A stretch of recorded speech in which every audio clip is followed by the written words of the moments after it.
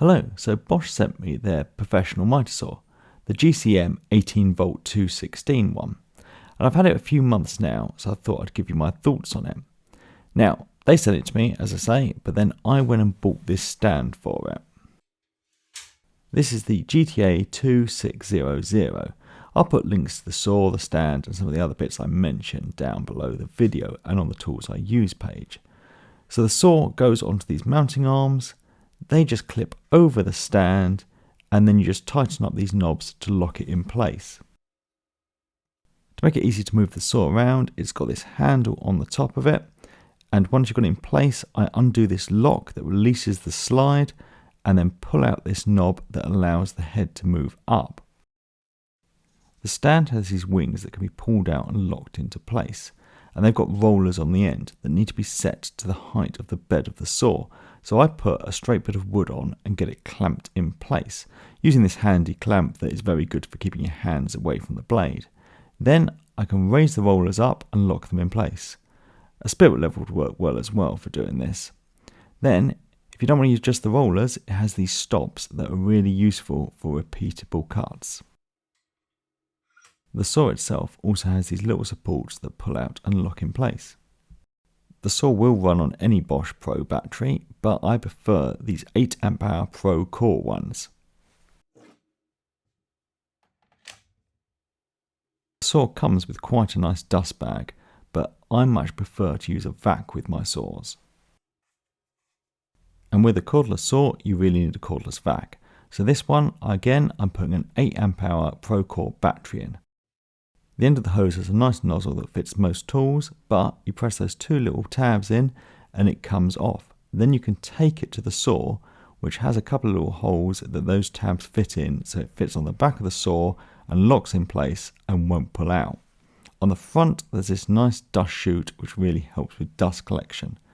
On the back, you've got this lever to bevel the saw with positive stops at 90 and 45. When at 45, you need to loosen the knob and slide the fence out the way. Do not ask how I discovered this. To change the mitre angle, you just undo this knob, lift the lever up, and then you can move it to 47 degrees in both directions. It's got nice positive stops at all the usual angles.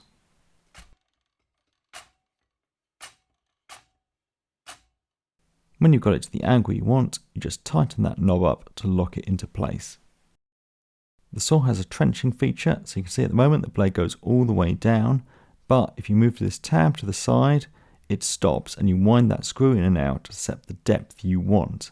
I've not actually used this yet, but I'm sure I will and it'll come in handy.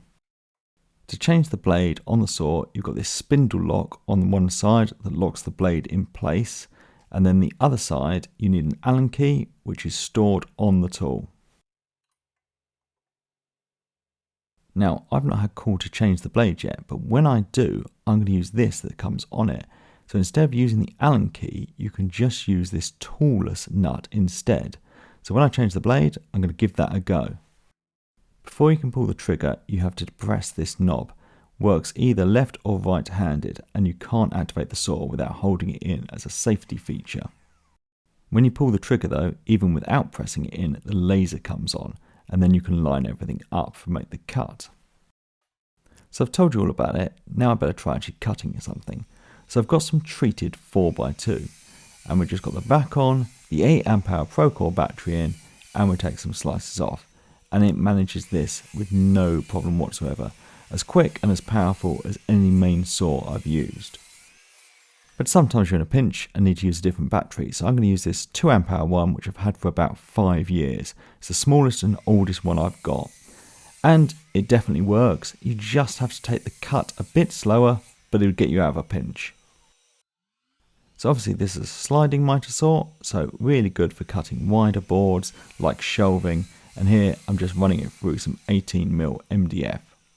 Because this has a brushless motor, it's as powerful as a main saw, but the motor one's much quieter. So I think that's a basic overview of the saw. I've shown you the features and it in operation. I've been using it for months and I'm really impressed with it. I got it halfway through the garden room build and it was great for that, and that's why I got the stand as well, and that's really useful for being able to take it onto site. Next year, I'm planning on building my own workshop here, so having this stand and the saw is going to be fantastic for that. But I don't know what I'll do when I get the new workshop, if I build a permanent mitre saw station or keep it on the stand and then I can pack it away if I want and have that floor space. So we'll wait and see on that. Now, when the saw came, everything was just set up perfectly. Everything was at 90, the bevels and the miters just spot on, as you'd expect from a professional grade saw, but it was good to see that. Other cheaper saws I've had in the past, I've fiddled with, and you can never get them at 90. In fact, I've had a couple of saws that have got a one-piece cast aluminium fence, and you can just never get them lined up properly. This has a two-part fence, which I much prefer, and, well, as I say, didn't need any adjusting whatsoever. Now, power-wise, I kind of expected an 18-volt saw to not be as powerful as a mains one, but that's just a compromise I was willing to make for the convenience and the portability and all those things. But with the Procore batteries, this is as powerful as any mains power mitre saw I've used. With the 5-year-old 2 amp hour batteries, it's still perfectly usable, but hopefully I'll never have to do that. I've got enough of the bigger batteries, but it's nice to have that option in a pinch. We've all been there at the end of the day, all our batteries are dead and that's all we've got left, so you can use that, which is great. So I think it pairs really well with this stand. They do make a couple of other stands that are more expensive that look even better, but I'm a cheapskate and got the cheapest one, but actually that's fine for my needs. Occasionally I've wanted to set up a stop on a really long piece and it can't do that, but I've never had a mitre saw station that could have done that either, so that's really nitpicking. It also pairs well with the 18-volt vac. I always prefer to use a vac with a mitre saw rather than a dust bag. I take dust collection and like the health of my lungs seriously. I like to use a vac, and there's not much point in having an 18-volt saw and then a corded vac. So this works well, and I really like how these quick connectors work. So when you're sliding, using the sliding function, if you just have a vac that pushes on, often the hose will pop off. So having it that it actually locks into place and never come off is really great. So I feel my conclusion is pretty boring. It works perfectly and did exactly what I wanted to do out of the box and has as much power as a main saw. So yeah, I'm really pleased with it.